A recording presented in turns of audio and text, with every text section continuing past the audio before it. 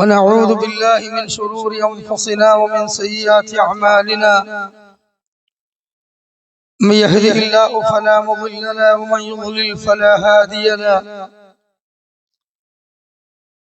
ونشهد أن لا إله إلا الله وحده لا شريك له ونشهد أن محمدا عبده ورسوله أرسله بالهدى ودين الحق ليظهره على الدين كله ولو كره المشركون.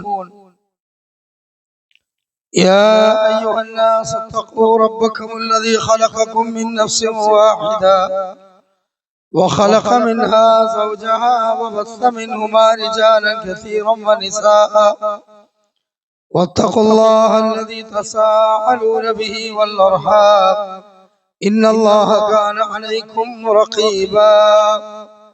يا أيها الذين آمنوا اتقوا الله وقولوا قولا سديدا يصلح لكم أعمالكم ويغفر لكم ذنوبكم ومن يطع الله ورسوله فقد فاز فوزا عظيما.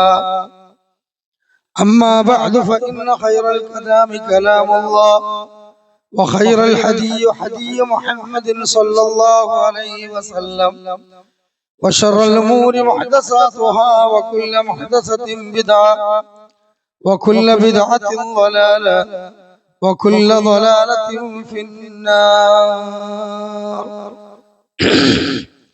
أيها الناس أوصيكم عباد الله ونفسي أولا بتقوى الله. أعوذ بالله من الشيطان الرجيم. إن أول بيت وضع للناس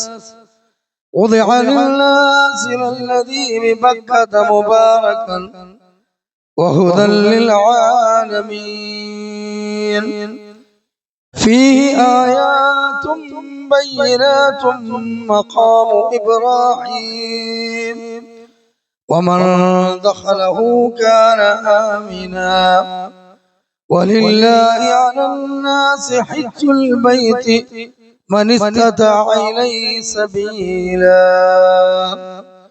ومن كفر فإن الله غني عن العالمين. تزود من التقوى فإنك لا تدري إذا جن ليل هل تغشو إلى الفجر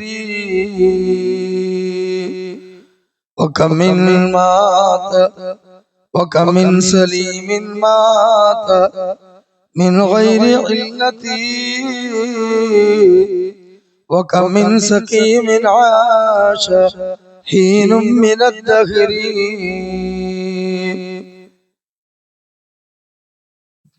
ആദരണീയരായ സത്യവിശ്വാസികളെ, ബഹുമാനരായ സഹോദരന്മാരെ, സഹോദരികളെ,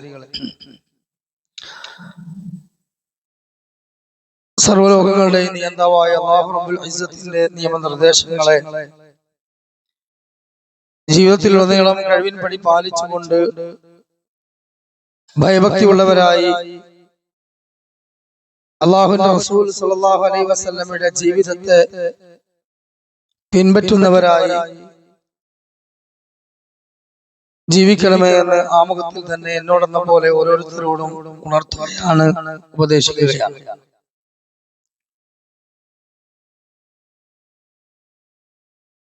സത്യവിശ്വാസികളുടെ ജീവിതത്തിലെ ഏറ്റവും വലിയ ഭക്തിയുടെ കാലഘട്ടം എന്നറിയപ്പെടുന്ന പരിശുദ്ധമായ റമദാൻ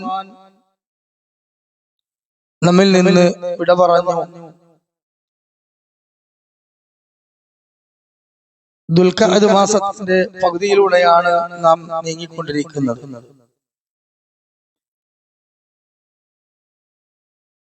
ഈ പരിശുദ്ധമായ റമദാനിന്റെ ഒരു മാസക്കാലത്തെ ഇബാദത്തുകളും ഓർമ്മകളും പിന്നിട്ടതിന് ശേഷം ഇന്ന് നമുക്ക് നമ്മുടെ മനസ്സുകളിലേക്ക് മറ്റൊരു മഹത്തായ ഇബാദത്തും അതുമായി ബന്ധപ്പെട്ട ചരിത്രങ്ങളും കടന്നു വന്നിരിക്കുകയാണ്.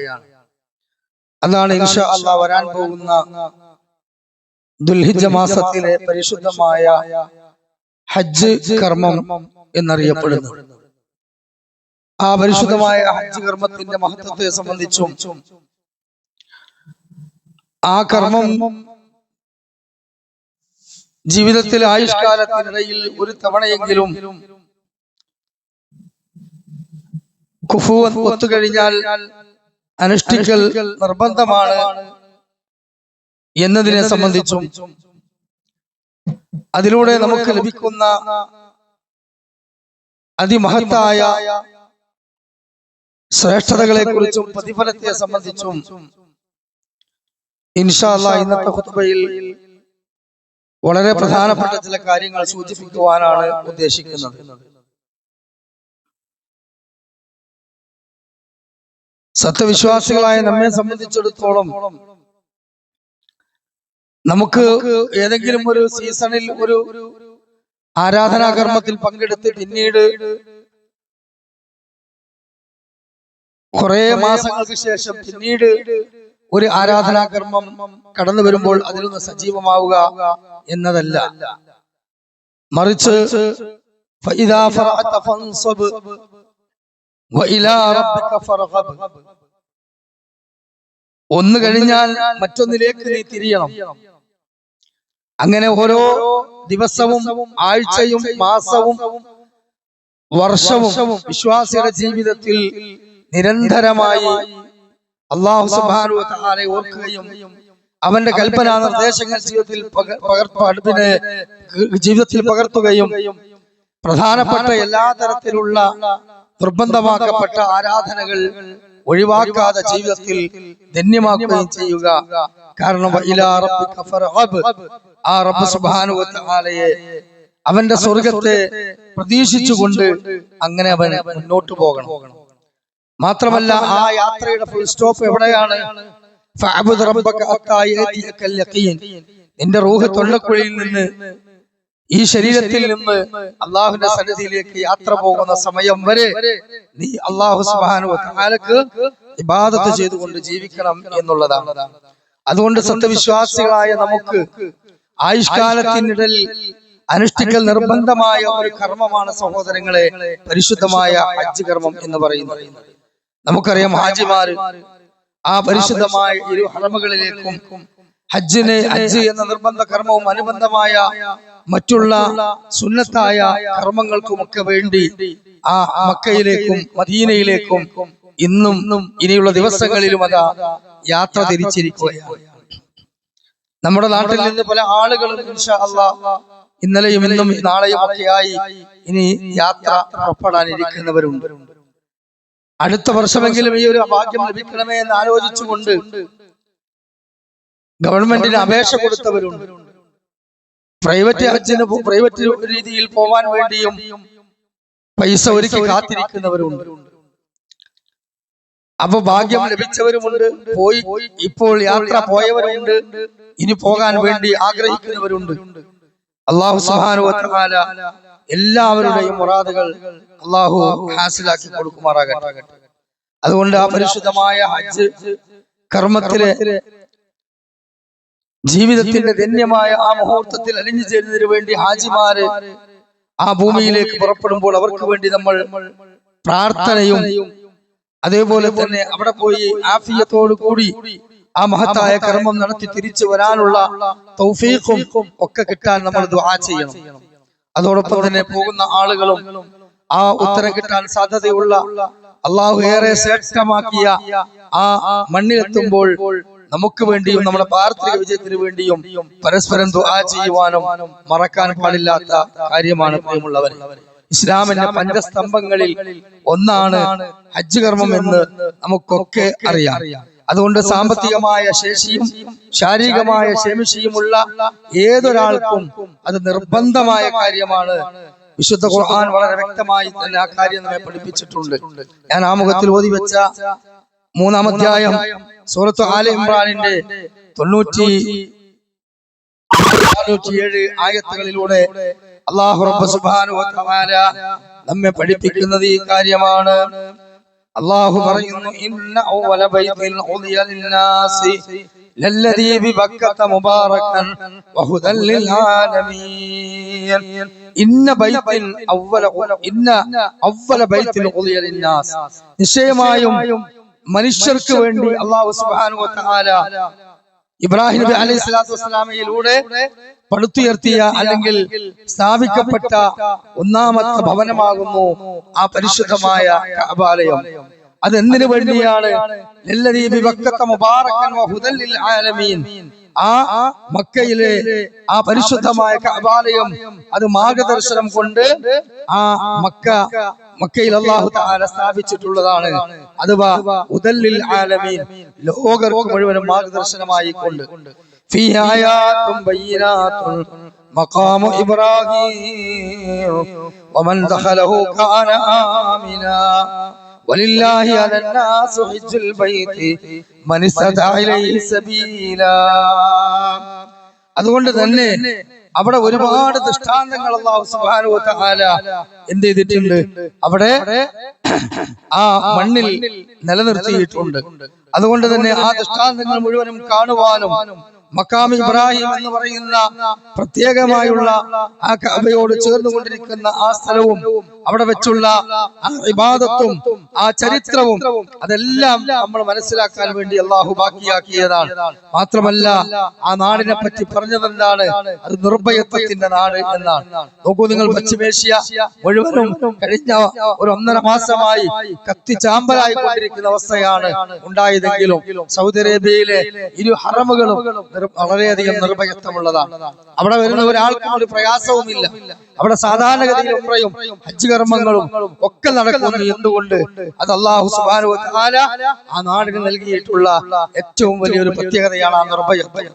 അതുകൊണ്ട് തന്നെയാണ് ഇരു ഹറമുകളിലും ലോകത്തിന്റെ ഏറ്റവും വലിയ ശർർ എന്നറിയപ്പെടുന്ന മസീഹു ദജ്ജാലിനെ പോലും പ്രവേശിക്കാൻ കഴിയാത്ത വിധം അല്ലാഹു തആല ആ ഇരു ഹറമുകളെയും പവിത്രമാക്കിയിട്ടുണ്ട് എന്ന് നമ്മൾ പ്രത്യേകം തന്നെ മനസ്സിലാക്കേണ്ടതുണ്ട്.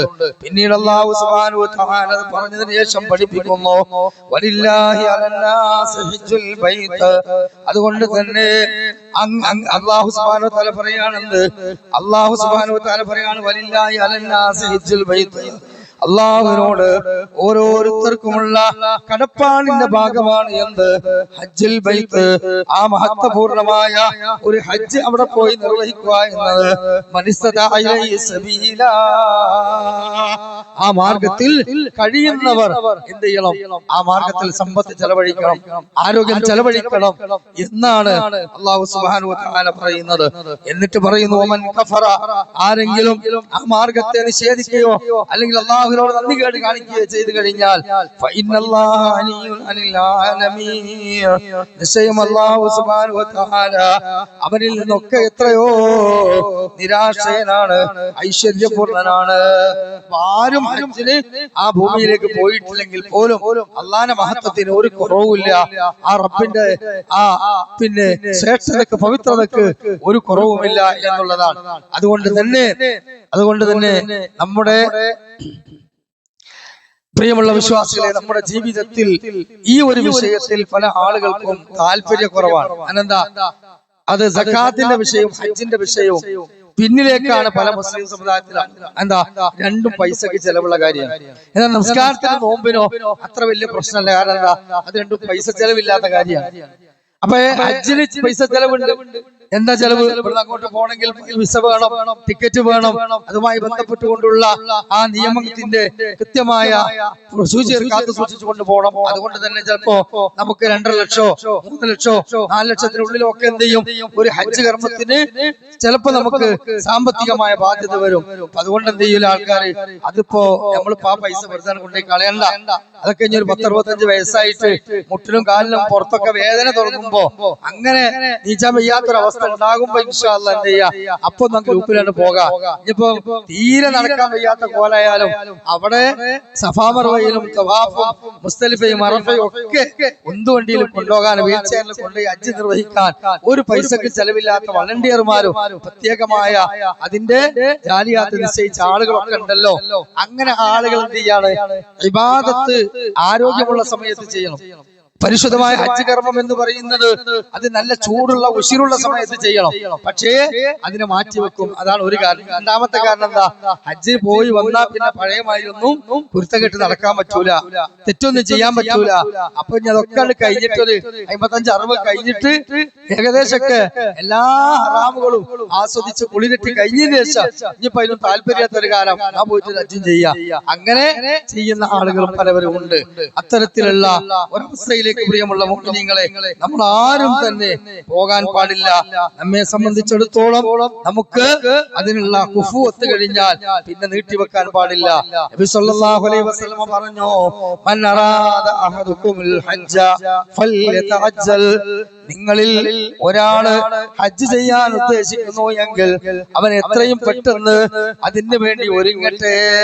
അപ്പൊ ഹജ്ജ് ചെയ്യാൻ വേണ്ടിയുള്ള ആഗ്രഹം മനസ്സിലുണ്ടെങ്കിൽ ഒന്നാമത്തെ ഒരുങ്ങൽ പ്രാർത്ഥനയാണ്. അല്ലാഹുവേ, നിന്റെ തൗഫീഖ് ഇല്ലെങ്കിൽ എത്ര പൈസ ഉണ്ടായിട്ടും കാര്യമില്ല. ഹറമിന്റെ പരിസരങ്ങളിൽ 25-30 കൊല്ലം ജോലി ചെയ്തിട്ട് ഒരു ഉംറ പോലും നിർവഹിച്ചിട്ടില്ല എന്ന് പറഞ്ഞ ആളുകള് എനിക്കറിയാം, നേരിട്ടറിയാം. ഒരു തവണ പോലും ഹജ്ജിന് ആ നാട്ടിൽ കച്ചവടം ചെയ്ത് ജീവിച്ചിട്ട് പോകാത്ത മനുഷ്യന്മാരുണ്ട്. അപ്പൊ എന്താ കാരണം? തൗഫീഖ് ഇല്ല. തൗഫീഖ് ഉണ്ടാകാൻ എന്ത് വേണം? ഹൃദയത്തിനകത്ത് നിന്നൊരു ആഗ്രഹം പുറപ്പെടണം. ആ പരിശുദ്ധ ഹറമിൽ ചെല്ലണം. ആ മഹത്തായ പുണ്യം എനിക്ക് കിട്ടണം, അതിന്റെ കൂലി നേടണം. ഈ ഒരു വിശ്വാസി എന്ന നിലക്ക് എന്റെ ജീവിതത്തിൽ അത് ഒരിക്കലും നഷ്ടപ്പെടാൻ പാടില്ല എന്ന ആഗ്രഹം ഉണ്ടാകണം. അപ്പൊ നമുക്കൊക്കെ ആഗ്രഹം വേണം. ആ ആഗ്രഹത്തോടൊപ്പം തന്നെ നമ്മൾ അതിനു വേണ്ടി ഒരുങ്ങണം. ഇന്നൊക്കെ പലപ്പോഴും പല സാധാരണക്കാരായ വലിയ സാമ്പത്തിക ശേഷി ഇല്ലാത്ത നമ്മുടെ കുടുംബത്തിലെ ഉമ്മമാര്, വല്യമാര്, അതേപോലെ തന്നെ സ്ത്രീകളൊക്കെ പറയും, ഉസ്താദേ മൗലവി നിങ്ങൾ ദ്വാരക്ക് ഹജ്ജിന് പോകണം എന്നൊക്കെ ആഗ്രഹമുണ്ട്, പക്ഷെ ഇപ്പോഴും സാധിച്ചിട്ടില്ല. കുട്ടീന്റെ കടം തീർന്നിട്ടില്ല, മോളെ കെട്ടിച്ച ബാധ്യത തീർന്നിട്ടില്ല, മോന്റെ ചുറ്റുപാട് അങ്ങനെയാണ് ഇങ്ങനെയെന്നൊക്കെ പറയും. എന്നാ ആ താത്താനോട്, താത്തങ്ങളെ തട്ടൊന്ന് മാറ്റിക്കാണി, ആ ചെവി രണ്ടൊന്ന് കാണിച്ചെന്നാണി നന്നാൽ ആ ചെവിമ്പുണ്ടാവും 10-12 ഓട്ട. ആ ഓട്ട 10-35-40 കൊല്ലം മുമ്പിട്ട ചിറ്റ ഇപ്പോഴത് എടുത്തിട്ടില്ല. അതിന് ഒരൊറ്റ നിർത്തി വിറ്റാല് സുഖസുന്ദരായിട്ട് ഹജ്ജിന് പോയി വരാൻ പറ്റുന്ന സാമ്പത്തിക ശേഷിയുള്ള കാലമാണ് അല്ലേ? ഒരു പവൻ എത്ര? 1,14,000 റുപ്യ. ഒരു പവൻ 1,14,000 ആ ഉമ്മാമാന്റെ അല്ലെങ്കിൽ ആ ഇത്താന്റെ അല്ല ഈ ഉമ്മാന്റെ ആഭരണം മക്കൾ ആരും ചോദിക്കില്ല. കാരണം മക്കൾക്ക് അത്യാവശ്യം ജോലി ഉണ്ട്. ഒരിക്കലും അമ്മാന്റെ സ്വത്ത് മരിച്ചതിന് ശേഷം പിന്നെ അനന്തര സ്വത്ത് എന്ന് നിർബന്ധമുള്ളതുകൊണ്ട് എടുക്കുകയാണ്. അല്ല ജീവിതകാലത്ത് കഴിച്ചതിന് ഉമ്മ എന്ന് പറഞ്ഞ് ചോദിക്കണ മക്കളല്ല. എന്നിട്ടും ഉമ്മാമ പറഞ്ഞ വർത്താനം എന്താ? കുട്ടികൾക്ക് ആഫിയത്ത് ഉണ്ടാകാനും പൈസ ഉണ്ടാകാനും ധാരിക്കും. അപ്പൊ ഓരോരുത്തർ പൈസ ഉണ്ടായി ഓര് കൊടുത്തിട്ട് വേണം ഹജ്ജിന്. ഇത് ഞാൻ കൊടുക്കൂല. അപ്പൊ ചെവിമെന്ന് ഒന്നിട്ട് വിറ്റാ മതി, കൗത്തുനിന്ന് ഒന്നിട്ട് വിറ്റാ മതി, സുഖസുന്ദരായിട്ട് ഹജ്ജിന് പോകാം. ഇന്ന് അത്രയും വലിയ ധന്യതയുള്ള ഒരു കാലഘട്ടമാണ്. കാരണം എന്താ? ആ രൂപത്തിൽ ആഭരണത്തിന് ഇഷ്ടം പോലെ വിലയുണ്ട്. അപ്പൊ അതുകൊണ്ട് എനിക്ക് പഠിച്ചോനെ സാമ്പത്തിക ഇല്ലാത്തോണ്ട്, എന്റെ കുട്ടികൾക്ക് അത് ഇല്ലാത്തോണ്ട് എനിക്ക് പോകാൻ പറ്റിയില്ല എന്ന് ഒരിക്കലും 65-70 വയസ്സ് കഴിഞ്ഞ അമ്മമാര് പറയണ്ട, അമ്മാരും ബാപ്പാരും പറയാൻ നിൽക്കണ്ട, ഉമ്മാര് പറയാൻ നിൽക്കണ്ട, ബാപ്പാരും പറയാൻ നിൽക്കണ്ട. കാരണം എന്താ? ആ ഭാര്യ തയ്യാറായ ആ ഭാര്യക്കും ഭർത്താവും ഒരുമിച്ച് ഹജ്ജിന് പോകാൻ ഒരു സന്മനസ്സുണ്ടായാൽ മതി. ആ വീട്ടുകാരത്തിൽ ആഭരണം എടുത്ത് വിറ്റാൽ തന്നെ മതി. അപ്പൊ അതുകൊണ്ട് അള്ളാന്റെ കോടതിയിൽ ഞങ്ങൾക്ക് പൈസ ഇല്ലാത്തതുകൊണ്ട് ഞങ്ങൾക്ക് നിർബന്ധം ഉണ്ടായില്ല എന്ന് പറഞ്ഞ ഒരു ഉരുണ്ടുമറിയൽ ഒരിക്കലും പാടില്ല. വിവാഹത്തെ പറ്റി റസൂലുള്ളാഹി പറഞ്ഞല്ലോ, യാ മഅശറ ശബാബ്, യുവാക്കളെ, നിങ്ങൾക്ക് വിവാഹപ്രായം എത്തിക്കഴിഞ്ഞാൽ എന്ത് ചെയ്യണം? നിങ്ങൾ വേഗം വിവാഹം കഴിക്കണം. നിങ്ങളുടെ കണ്ണുകളെ താഴ്ത്താനും മുഹ്യസ്ഥാനത്തെ സംരക്ഷിക്കുവാനും അത് നിങ്ങൾക്ക് വളരെ നിർബന്ധമാണ്. അപ്പൊ വിവാഹത്തിനുള്ള പക്വത എത്തിയാൽ എന്താ? ഒരു 20 വയസ്സ് 22 വയസ്സ് മുതലാണ് കയറി കഴിഞ്ഞാൽ ആ ഒരു പക്വത എത്തിക്കഴിഞ്ഞാൽ കുടുംബത്തെ, ഒരു ഭാര്യയെ ഇണയായി ആ ഭാര്യയിലൂടെ ഒരു ദാമ്പത്യ ബന്ധത്തിൽ ഒരു കുഞ്ഞുണ്ടായാൽ ആ കുഞ്ഞിനെ ഒക്കെ മര്യാദക്ക് പോറ്റാനുള്ള ഒരു ആരോഗ്യവും ജോലിയും മാന്യമായി ഉണ്ടെങ്കിൽ പിന്നെ എന്തിനാണ് തറവാടും സൗന്ദര്യവും പഠനവും ഭൗതികതയും ഒക്കെ നോക്കിയിട്ട് നേരം വിഴുങ്ങിപ്പിക്കുന്നതാണ് അല്ലാഹു റസൂൽ ചോദിക്കുന്നത്. ഇതേപോലെ തന്നെയാണ് ഹജ്ജിന്റെ വിഷയവും. നമുക്ക് അതിന്റെ കുഫുവത്ത് കഴിഞ്ഞാൽ പിന്നെ നമ്മൾ വേറെ എന്ത് ഉദുറും പറഞ്ഞിട്ട് കാര്യമില്ല. പല ഉദുറും ആളുകൾ പറയും. മകളെ കെട്ടിച്ചതിന്റെ കടം തീർന്നിട്ടില്ല. സത്യത്തിൽ ഇസ്ലാമിക ലോകത്ത് ഒരു പെൺമക്കളെ കെട്ടിച്ചിട്ട് ഒരു കടബാധ്യത വരികയെന്ന് പറഞ്ഞാൽ അത് ഉണ്ടാവൂല. എന്തുകൊണ്ടാണ് ഉണ്ടായത്? നമ്മുടെ നാട്ടില് ഈ സ്ത്രീധനവും അതുപോലെ വിവാഹ മേഖലയിലുള്ള ഹറാമായ ഒരുപാട് ചടങ്ങുകൾ ഉള്ളത് കൊണ്ടാണ് സത്യത്തിൽ ഒരു പെൺകുട്ടിനെ കെട്ടിക്കുമ്പോ ബാധ്യതയുള്ളത്. പണ്ടൊക്കെ സ്ത്രീധനം നേരിട്ട് നേരെ പൈസയായിട്ടും ആഭരണമായിട്ടും വാഹനമായിട്ടും പറമ്പായിട്ടും ഒക്കെ ചോദിക്കലായിരുന്നു. ഇന്ന് ചോദ്യമൊന്നുമില്ല. ഇന്ന് പറയലെന്താ വെച്ചാല് ഇവന്റെ മൂത്തോൻ കെട്ടിയത് നമ്മള് മറ്റേ ഇവിടുത്തെ നിങ്ങൾക്ക് അറിയാലോ, മറ്റേ സൂപ്പർ മാർക്കറ്റിലുള്ള ആചാര്യ മോനെ, ഇന്റെ മറ്റേ മൂത്ത മോളെ കെട്ടിച്ചത് നമ്മളെ കോഴിക്കോട് മറ്റേ ബാവാജിന്റെ നിങ്ങൾക്ക് അറിയാലോ അങ്ങട്ടാണ്. നമുക്കൊന്നും വേണ്ട, നമ്മള് ചോദിച്ചിട്ടൊന്നുമില്ല. അപ്പൊ കെട്ടിച്ചത് കൊടുക്കാന്നും പറഞ്ഞു, കെട്ടിക്കൊടുന്നത് കൊടുക്കാന്നും പറഞ്ഞാൽ തന്നെ പിന്നെ ഇപ്പോഴും അത്യാവശ്യം കൊടുക്കണം എന്നുള്ളത് അതിന് മനസ്സിലായി. അപ്പൊ ഇന്ന് പച്ചക്ക് ചോദിച്ചു ചെല്ലുന്ന ഏർപ്പത്തരം ഒരു വിഭാഗത്തിലുമില്ല, സലഫികളിലും ഇല്ല, അല്ലാത്ത വിഭാഗത്തിലും ഒന്നുമില്ല. പക്ഷേ വ്യഞ്ജമായ രൂപത്തിൽ സൂചനകളോ ഇപ്പോഴും ഉണ്ട്. ഇപ്പോഴും ആ ആഭരണത്തിലുള്ള ഭ്രമവും സമ്പത്തിലുള്ള ആർത്തിയും ആ പഴകിപ്പൊളിച്ച തറവാടിത്തത്തിനോടുള്ള ആ ഒരു പിന്നെ എന്താ പറയാ ആ ഒരു തരത്തിലുള്ള നീരസവും ഇപ്പോഴും വിട്ടിട്ടില്ല. അതുകൊണ്ട് അതേപോലെ പ്രിയമുള്ള മുഅ്മിനീങ്ങളെ, നമ്മള് ഇത്തരത്തിലുള്ള കാര്യങ്ങളിലേക്ക് ഇറങ്ങാൻ പാടില്ല. നമ്മളെ സംബന്ധിച്ചിടത്തോളം നമുക്ക് അല്ലാഹുവിന്റെ വജ്ഹ് മാത്രമാണ് ആഗ്രഹിക്കേണ്ടത്. അതുകൊണ്ട് തന്നെ നമ്മള് അല്ലാഹു സുബ്ഹാനഹു വ തആല പറഞ്ഞ എന്താണ്? തഖ്വ. ആ തഖ്വ നേടിയെടുക്കാൻ, ആ തഖ്വ നേടിയെടുക്കാൻ ഫസാദു നിങ്ങൾ നേടിയെടുക്കുക. ഫഇന്ന ഖൈറ സാദി തഖ്വ, ഏറ്റവും വലിയ മൂല്യ സ്വത്ത് എന്നത് ഇസ്ലാം പറഞ്ഞ തഖ്വയാണ്. തഖ്വ ഉണ്ടായാൽ എന്താ സുഖം? തഖ്വയുള്ളവർക്ക് മാത്രമേ സ്വർഗ്ഗത്തിൽ കടക്കാൻ പറ്റുള്ളൂ. ഇന്നമാ യതഖബ്ബലുല്ലാഹു മിനൽ മുത്തഖീൻ, അല്ലാഹു തആല മുത്തഖീങ്ങളിൽ നിന്ന് മാത്രമാണ്, തഖ്വ ഉള്ളവരിൽ മാത്രമാണ് അമൽ സ്വീകരിക്കുള്ളൂ. അപ്പൊ തഖ്വ എവിടെയാണ്? തഖ്വ ഹാഹുന, ഹൃദയത്തിലാണ്. അപ്പൊ ഹൃദയത്തിൽ നമുക്ക് തഖ്വ ഉണ്ടാകുമ്പോൾ മാത്രമാണ് നമുക്ക് സമ്പത്ത് അല്ലാഹുവിന്റെ മാർഗത്തിൽ ചെലവഴിക്കാൻ കഴിയുക, ആരോഗ്യം അല്ലാഹുവിന്റെ മാർഗത്തിൽ ചെലവഴിക്കാൻ കഴിയുക. അങ്ങനെ ചെലവഴിക്കുന്ന ആളുകൾ ഉന്നതമായ ദർജയിലാണെന്ന് വിശുദ്ധ ഖുർആൻ അല്ലാഹു സുബ്ഹാനഹു വ തആല പറയുന്നു. അല്ലദീന ആമനൂ വജാഹദൂ الذين آمنوا وهاجروا وجاهدوا في سبيل الله. ഒരു വിഭാഗം ആളുകൾ അവരാണ്, അവരാമനു അല്ലാഹുവിൽ ദൃഢമായി വിശ്വസിച്ചവരാണ്, അവർ ലാ ഇലാഹ ഇല്ലല്ലാഹയിൽ ഉറച്ച വിശ്വാസമുള്ളവരാണ്, ആഖിറത്തിൽ ഉറച്ച വിശ്വാസമുള്ളവരാണ്, പരലോകത്തെ കുറിച്ച് വിശ്വാസമുള്ളവരാണ്, ആ റസൂലുള്ളാഹി സ്വല്ലല്ലാഹു അലൈഹി വസല്ലമയെ പൂർണ്ണമായും അംഗീകരിച്ചവരാണ്. അങ്ങനെയുള്ള ആളുകൾ ഹാജറു വജാഹദു, അല്ലാഹുവിന്റെ മാർഗ്ഗത്തിൽ ഹിജ്റ പോകുന്നു, അല്ലാഹുവിന്റെ മാർഗ്ഗത്തിൽ സായുധ പോരാട്ടം നടക്കുന്നു, ഫീ സബീലില്ലാഹ്, അല്ലാഹുവിന്റെ മാർഗ്ഗത്തിൽ ബി അംവാലിഹിം വ അൻഫുസിഹിം, ശരീരം കൊടുത്തുകൊണ്ട് സമ്പത്ത് കൊടുത്തുകൊണ്ട്. അങ്ങനെയുള്ളവർക്ക് അല്ലാഹുവിന്റെ അടുത്ത് ഉന്നതമായ ദർജ അവർക്കുണ്ട്. അവർ തന്നെയാകുന്നു മുൻകടന്നു പോയ ആളുകൾ. അപ്പൊ മുൻകടന്ന വിജയികൾ ആരാണ്? സമ്പത്തും ശരീരവും അല്ലാഹുവിന്റെ മാർഗത്തിൽ കൊടുക്കുക. നമുക്ക് ഇന്ന് സായുധ പോരാട്ടങ്ങളില്ല, ഒരേനും ഖൈബറും ഖന്തക്കും പോലെയുള്ള യുദ്ധങ്ങളോ, അതേപോലെ തന്നെ ഇന്ന് ലോകത്തിന്റെ പല ഭാഗങ്ങളിലും ലെബനാനിലോ സിറിയയിലോ ഷാമിന്റെ ഭാഗങ്ങളിലോ അതുപോലെ തന്നെയുള്ള ഫലസ്തീനികളോ അനുഭവിക്കുന്ന യാതൊരു തരത്തിലുള്ള ശത്രുക്കളുടെ പീഡനമോ അല്ലെങ്കിൽ അവർക്ക് നേരെ ഏറ്റുമുട്ടേണ്ട ഒരു അവസ്ഥയോ നമുക്കിന്ന് വന്നിട്ടില്ല. എന്നാൽ സഹോദരങ്ങളെ, നമുക്കിന്ന് ഒരൽപ്പം ത്യാഗം ചെയ്തുകൂടെ? വരുന്ന പരിശുദ്ധമായ ഹജ്ജ് കർമ്മത്തിന്റെ ആ ധന്യമായ മുഹൂർത്തങ്ങളെ കുറിച്ച് ചിന്തിക്കുകയും അതിലേക്ക് പോകാൻ വേണ്ടി ആഗ്രഹിക്കുകയും ചെയ്യുക. അടുത്ത വർഷമെങ്കിലും ഇൻഷാ അല്ലാഹ് എനിക്കത് നിർവഹിക്കണമെന്ന ഒരാഗ്രഹവും പ്രതിജ്ഞയും അതിന് തയ്യാറെടുപ്പും ഉണ്ടാകണം. അതിനൊന്നും കഴിയാത്തൊരവസ്ഥ ഉണ്ടോ? ഈ വർഷവും അതിനെ കുറിച്ച് കേൾക്കുകയും പഠിക്കുകയും ആ ഹജ്ജ് കർമ്മത്തിന്റെ ത്യാഗോജ്ജലമായ ആ സ്മരണകളെ സ്മരിക്കുന്ന ആ ദിനരാത്രങ്ങൾക്ക് വേണ്ടി ഒരു ഉരുവിനെ വാങ്ങി അല്ലെങ്കിൽ ആ ഉരുവിന്റെ ഷെയറിൽ കൂടി ഒരു ഉദൂഹ്യത്തെങ്കിലും മറക്കാൻ നമ്മെ സംബന്ധിച്ചിടത്തോളം നമുക്ക് സാധിക്കുന്നുണ്ടോ? നിങ്ങൾ ആലോചിച്ച് നോക്കി. ഓരോ മഹല്ലുകളിലും ഉരുവിന്റെ എണ്ണം കുറഞ്ഞു വരിക. കഴിഞ്ഞ മഹലിൽ കഴിഞ്ഞ വർഷം 5 എണ്ണം അർത്ഥം കൊടുത്ത് ഈ വർഷം ഇനി നോക്കേണ്ടി 3 എണ്ണം ഉണ്ടാവുള്ളൂ. കഴിഞ്ഞ കൊല്ലം 3 എണ്ണം അർത്ഥം കൊടുത്ത് ഇക്കൊല്ലം 1 ഉണ്ടാവുള്ളൂ. ഇക്കൊല്ലം കഴിഞ്ഞ 2 എണ്ണം അർത്ഥം കൊടുത്ത് ഇക്കൊല്ലം 3 ആക്കാനല്ല നോക്കണത്, പിന്നെ ഇല്ലാതാക്കാനാണ് നോക്കുന്നത്. ആ 2 എണ്ണം നോക്കുന്നത് ശൈത്താന്. ആ ശൈത്താൻ ഏത് രൂപത്തിലാ വരിക? മനുഷ്യന്മാരെ കോലത്തിൽ വരും, കുടുംബക്കാര്, ഭാര്യമാര്, കൂട്ടങ്ങള് ഒക്കെ വരും.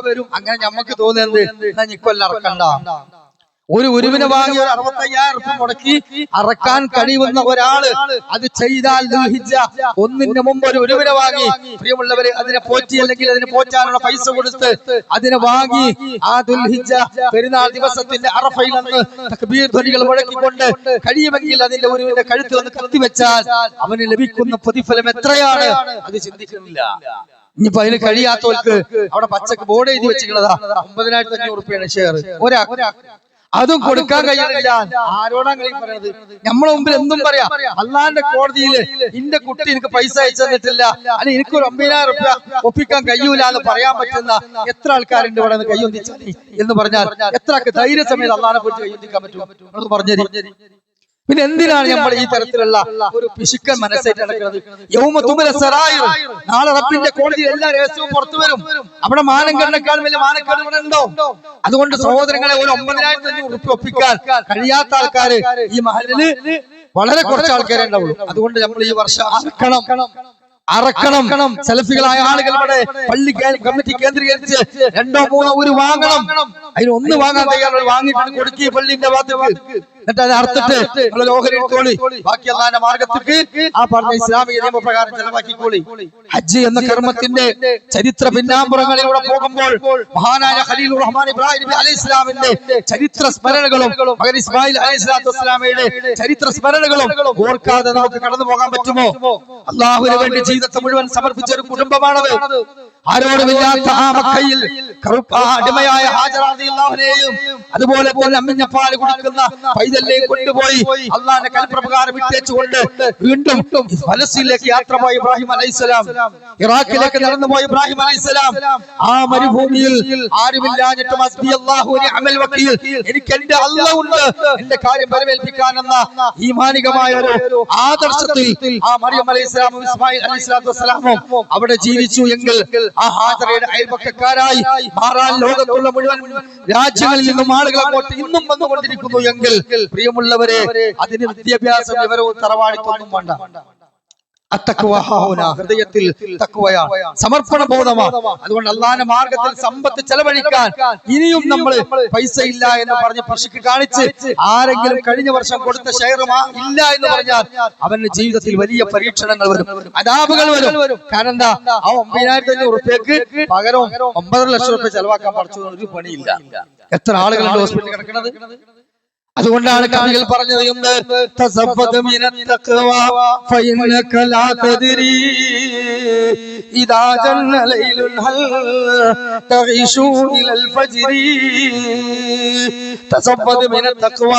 നീ തഖ്വ നേടിയെടുത്തോ, കാരണം ഒരിക്കലും തന്നെ നിനക്ക് പറയാൻ കഴിയില്ല എന്ന്. നാളെ നേരം വിളിക്കുമ്പോ നീ ആഫിയത്തോടുകൂടി ഉണ്ടാകുമോ? നീ ഇവിടെ ഹയാത്തിലുണ്ടാകുമോ? നിന്റെ സമ്പത്ത് നിന്റെ കയ്യിൽ ഉണ്ടാകുമോ? നിന്റെ ആരോഗ്യം നിന്റെ കൂടെ ഉണ്ടാകുമോ എന്ന് പറയാൻ പറ്റില്ല. ഇദാ ജന്ന ലൈലുൽ ഹൽ തഈശു ഇലൽ ഫജ്രി വകം മിൻ സലീമിൻ മാത മിൻ ഗൈരി ഇല്ലതി വകം മിൻ സകീമിൻ ആശ ഹീനും മിൻ അദ്ദഹരി വകം മിൻ ഫതൻ യംശി വയുസ്ബിഹു ആമിന ഫഖദ് റുസിജത് അക്ഫാനു വഹുവ എത്രയെത്ര ആരോഗ്യമുള്ള ചെറുപ്പക്കാരാണ് യുവാക്കളെ. ഒരു വെള്ളം പോലെ തൊണ്ടയിൽ താഴെ കറക്കാൻ കഴിയാതെ കുടലിൽ പൈപ്പിട്ടിരിക്കുന്നത്, വെന്റിലേറ്ററിൽ കഴിയുന്നത്, വാട്ടർ ബെഡുകളിൽ കഴിയുന്നത്, മൂക്കിലൂടെയും അതുപോലെ തന്നെ തൊണ്ടയിലൂടെയും മലദ്വാരത്തിലൂടെയും യോനിദ്വാരത്തിലൂടെയും ഒക്കെ പൈപ്പിലിട്ടുകൊണ്ട് എത്രയോ പ്രയാസപ്പെടുന്ന പണക്കാരെ നമ്മൾ കാണുന്നുണ്ട്, യുവാക്കളെ നമ്മൾ കാണുന്നുണ്ട്. അതുകൊണ്ട് എന്റെ പണം കൊണ്ടാണ്, എന്റെ ആരോഗ്യം കൊണ്ടാണ്, എന്റെ വിദ്യാഭ്യാസം കൊണ്ടാണ്, എന്റെ തറവാട് കൊണ്ടാണ് ഞാൻ ഇതൊക്കെ നേടിയെടുത്തതെന്ന് അഹങ്കാരം നിനക്ക് വേണ്ട, അഹംഭാവം നിനക്ക് വേണ്ട. നിന്നെ പൊതിയാനുള്ള 3 കഷ്ണം പുടവ നിന്റെ നാട്ടിലെ ടെക്സ്റ്റൈൽസിലെ റാക്കിൽ വന്ന് കിടക്കുന്നുണ്ട് എന്ന കാര്യം നീ അറിഞ്ഞിട്ടില്ലേ? പണ്ഡിതന്മാര് വളരെ ഗൗരവത്തോടു കൂടിയാണ് തഖ്വയുമായി ബന്ധപ്പെട്ടുകൊണ്ടുള്ള ഇത്തരത്തിലുള്ള ചോദ്യങ്ങൾ ചോദിച്ചിട്ടുള്ളത്. അതുകൊണ്ട് പ്രിയമുള്ളവരെ, ഹജ്ജിന് പൈസ ഉണ്ടാകുക, ഹജ്ജിന് കുഫു വെക്കുക ഒക്കെ എന്ന് പറഞ്ഞാൽ അതിന് വലിയൊരു ഹിമാലയം പർവ്വതം പൊതിച്ചുകൊണ്ടിരുന്നു വേണ്ട. നബി സല്ലല്ലാഹു അലൈഹി വസല്ലം അരികിൽ വന്നുകൊണ്ട് ഒരു സ്വഹാബി ചോദിക്കുന്നു, യാ റസൂലല്ലാഹ് മിമ്മാ യൂജിബുൽ ഹജ്ജ്, എനിക്ക് ഹജ്ജ് നിർബന്ധമാകുന്ന സാഹചര്യം എന്താണ് നബിയെ? കേട്ടോളി, ഹജ്ജ് നിർബന്ധമായ സാഹചര്യം എന്താണ്? റസൂലുള്ളാഹി സ്വല്ലല്ലാഹു അലൈഹി വസല്ലമയോട് ചോദിക്കാൻ എന്തൊക്കെ കാര്യങ്ങൾ കൊണ്ടാണ് എനിക്ക് ഹജ്ജ് നിർബന്ധമാകുന്നത്? ഉടനെ അതാ പ്രിയമുള്ള വിശ്വാസികളെ റസൂലുള്ളാഹി പറയുന്നു, എന്ത്?